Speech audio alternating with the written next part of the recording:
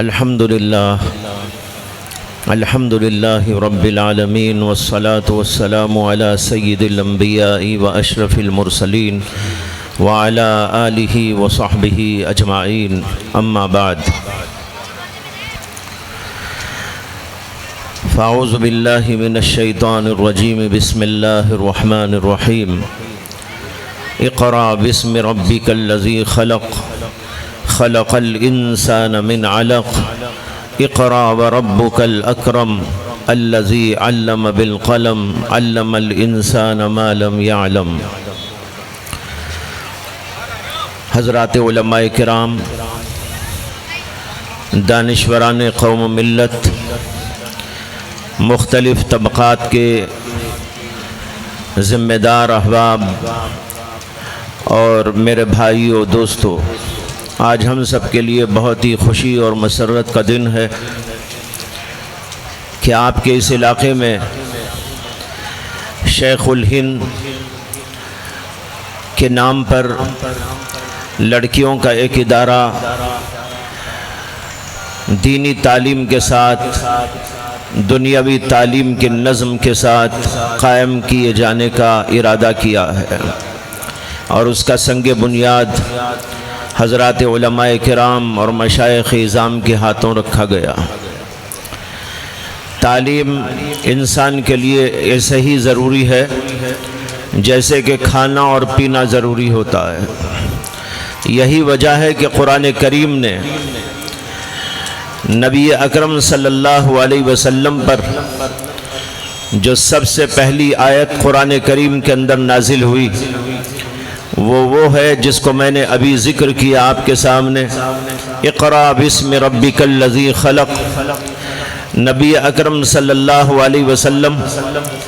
جس ماحول کے اندر تھے وہاں پر تعلیم کا کوئی نظم نہیں تھا، پڑھنے پڑھانے کا کوئی رواج نہیں تھا، نہ کوئی مدرسہ تھا، نہ کوئی اسکول تھا، نہ کوئی کالج۔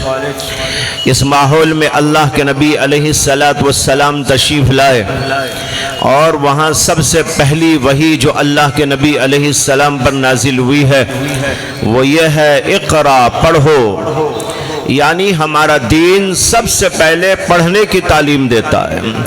اللہ کے نبی صلی اللہ علیہ وسلم پر سب سے پہلے یہی حکم نازل ہوا، پڑھو۔ معلوم ہوا کہ پڑھنے سے اس دین کی ابتدا ہے، پڑھنے سے مسلمان کی ابتدا ہے، پڑھنے سے انسانیت کی ابتدا ہے، پڑھنے سے ہماری تہذیب کی ابتدا ہے، پڑھنے سے ہمارے اخلاق کی ابتدا ہے۔ تمام چیزیں آ کر یہیں پر مرکز بناتی ہے، یعنی علم کے پاس، کہ علم اگر ہے تو ہمارے پاس اخلاق ہے، علم اگر ہمارے پاس میں موجود ہے تو ہمارے پاس تہذیب ہے، علم ہمارے پاس موجود ہے تو ہمارے پاس دین ہے، علم ہمارے پاس موجود ہے تو ہمارے پاس دنیا بھی۔ یہاں پر دیکھیے اللہ نے یہ فرمایا پڑھو، یہ نہیں فرمایا کہ کیا پڑھو، اس کو محذوف کر دیا۔ کیا پڑھنا چاہیے اللہ نے اس کو ہمارے اوپر چھوڑ دیا۔ ہر مفید چیز، تمہاری ضرورت کی ہر چیز جو تم چاہو پڑھ سکتے ہو، لیکن ایک بات کا خیال رکھنا، اقرأ باسم ربک، اللہ کے نام کے ساتھ میں پڑھو، اللہ کو بھلا کر نہ پڑھو۔ سائنس پڑھو، ٹیکنالوجی پڑھو، تاریخ پڑھو، دنیا بھر کے علوم و فنون پڑھو، اور ساری تحقیقات کرو، نئے نئے انکشافات کرو، لیکن ایک بات کا خیال رکھنا، اللہ کے نام کو چھوڑ کر نہیں بلکہ اللہ کے نام کے ساتھ پڑھو۔ آج دنیا کا یہی قصور ہے کہ انہوں نے پڑھنا تو چاہا اور پڑھ بھی رہے ہیں، لیکن اللہ کو چھوڑ کر پڑھ رہے ہیں۔ اللہ کو چھوڑ کر نہیں، اللہ کو مان کر، اللہ کی باتوں کو مان کر، اللہ کے دین کو مان کر، اللہ کے بتائے ہوئے حقائق کو لے کر اگر کوئی پڑھتا ہے، یہ سائنس اس کے لیے معرفت کی راہ پیدا کرتی ہے۔